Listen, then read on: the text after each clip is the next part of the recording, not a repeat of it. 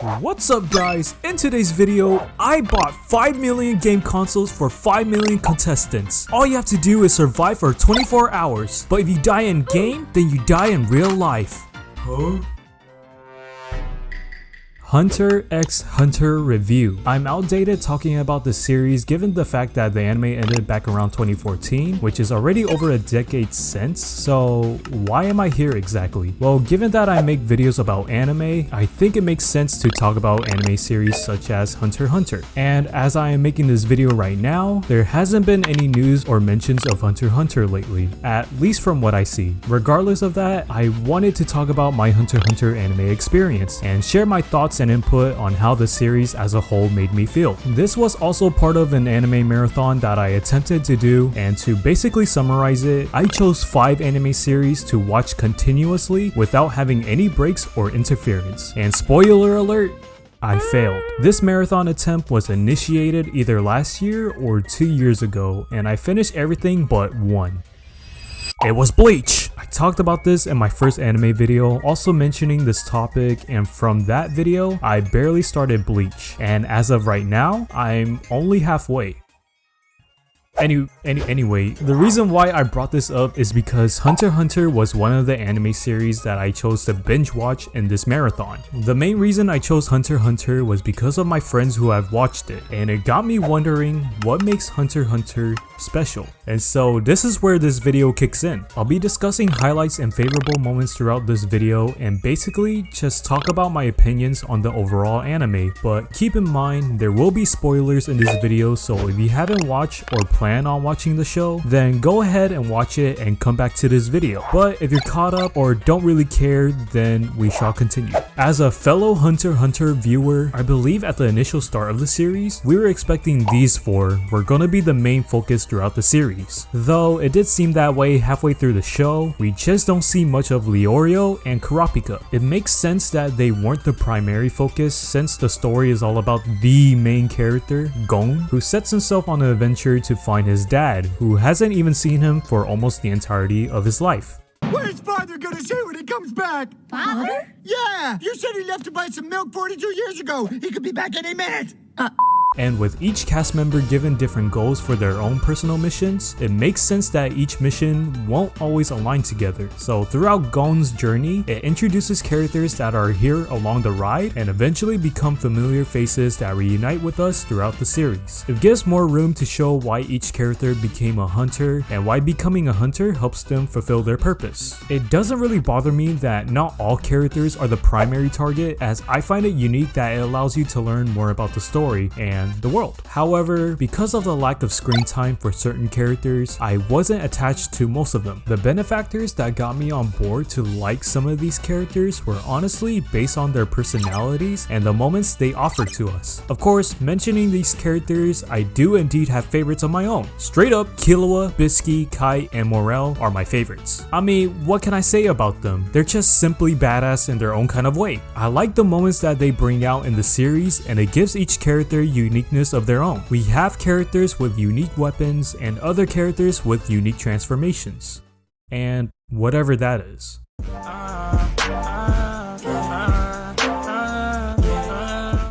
But on a serious note, I like these characters, which got me to stay in the show towards the end of it. Though there were some characters that were convincingly likable, not all characters fit my personal criteria. For instance, one of the main characters, such as Kurapika, only stood around half of the anime, and after that, we don't see him any further than that, other than his final appearance giving us an idea where he has been this whole time. And yes, I know, as I stated before, not all characters and hunters have the same purpose that align the same paths together, so it makes sense why we don't see Kurapika as much anymore, since the other half of the series doesn't really focus on Kurapika's targets, the phantom tropes, which is primarily his main mission. Though I understand his background and reasoning of why he would be so occupied and away from Gon's journey, it just results in not much of an attachment to Kurapika compared to the other characters. And it's crazy how Kurapika appeared in the first episode and not even my top favorites. Now, I'm not trying to diss Kurapika by any means. He's a cool character, but is he my favorite? Not really. I'm sorry, boy. The one character I thought would appear on the first episode for sure was Killua. He's such a goated character, and yes, it may seem very biased and basic to favor Killua, but come on, you can't deny that he's a cool character. Killua may enter the story late, but he's been with Gon throughout his journey, and that right there is a W friend. The friendship between Gon and Killua really combines well with one another and also contrasts their perceptions. The way I see it, Gon is like a happy sunshine while Killua is like a killer moon. Either way, I feel like they as a duo are one of the pillars that keeps the series running, and watching them go on an adventure together is such a wonderful sight to see. Other than the good ones I mentioned, there are some bad ones, or perhaps just the one bad one. I'm sorry, but Hisoka 445 needs to be locked up. Top shit. He is not safe around everyone's radar, and this clown foolery makes all the other PDF files look like amateurs. Ugh, ew, this is horrible. I'm gonna be honest, Hisoka just gives me the creeps. Like, every time he appears on the screen, I feel like something weird is gonna happen. Gone. That's good. He may be a few others' favorites, but in terms of favorite villains, my favorite villain in the series is Meruem, aka the King. He literally existed in the world and was ready to dominate humanity. He started as a menacing villain, and as soon as one girl changed it all, he changed. I like this type of development as he was born into the world, initially being hostile, showing no form of empathy, to him feeling empathy after spending his time with Komugi during his final moments of living. He may have been a villain, but he wasn't a bad person, I guess. Don't quote me on that. He gives me a lot of Frieza vibes only because of his design, but yeah, I don't know. They were pretty similar to me, except one is slightly nicer than the other one. Dance for us, monkey.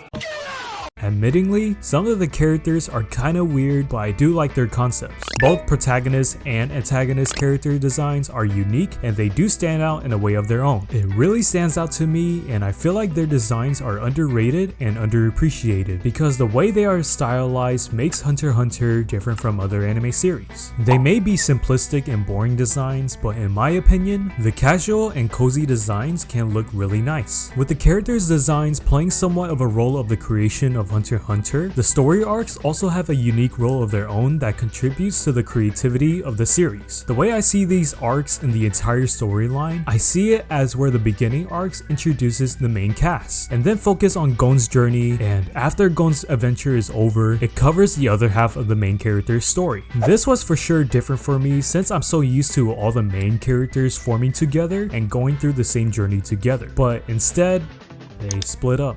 I mean, that's cool and all, just kinda wasn't expecting not to see them as much, you know? Regardless of their appearances, these arcs were pretty decent. However, one of the arcs really got me hooked, and I can confidently say that everyone can agree with me on this, but the Chimera Ant arc was simply the best arc of the anime. This arc shifted the energy and the vibe of the series, where it went from rainbows and sunshine to real deep shit at an instant. This arc got me feeling uneasy, and I can feel the tension and the suspense that occurs to make you feel like, damn, we're cooked. This got me locked into the show because I wasn't sure if any of the characters in the main group from this arc were gonna live. Like, they literally killed off old, new, and forgotten faces in this one arc.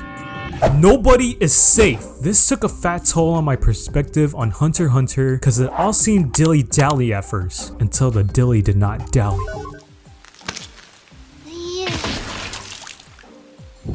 Damn.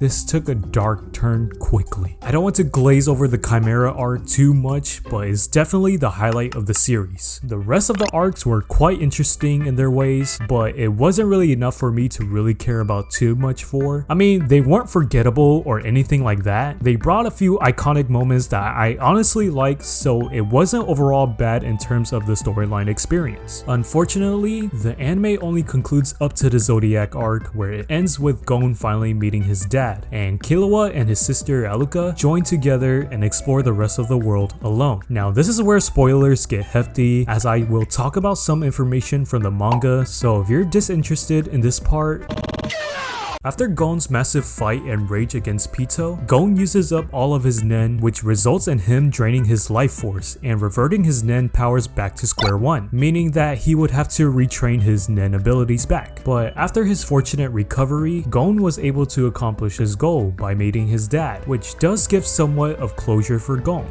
Given that he already achieved that goal and has not much of any powers, he basically has no reason to contribute his role as a hunter and returns home to his simple life.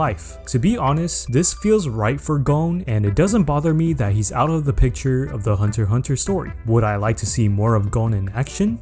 Yes, absolutely. If it was somehow convenient, of course. This is where it finally shifts the focus to the other half of the main cast, Leorio and Kurapika. After the completion of the anime, the story continues when Leorio joins the Zodiacs as one of their new members and explores more to Kurapika's mission as it further connects to the Dark Continent. That's the general summary of what I've learned that was happening after the anime ended, and as fascinating as it sounds, it got me intrigued. I was for sure curious to know the fate of these characters because we never got to see it on screen. I literally started on a few chapters where the anime left off and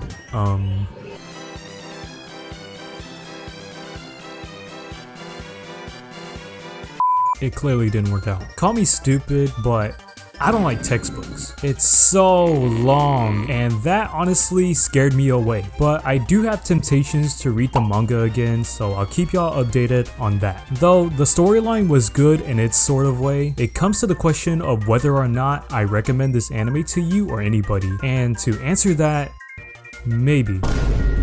What you mean, maybe? Okay, not really the best answer I could give, to be honest. It's just that the anime of Hunter x Hunter isn't bad, but I don't think I could recommend this to newcomers given how overwhelming it can be in terms of the lore and power scaling. Personally, I recommend this series only for people who have already watched a decent amount of anime series. That way, there's no intimidation, nor will there be disappointments. But at the end of the day, that's not for me to decide. Anyway, this video is probably shorter than usual, which honestly is probably my shortest video of all time. I don't know, not quite sure yet, but I do hope you guys like this video. Let me know what you guys think. Were my thoughts and input valid, or were they just plainly dumb?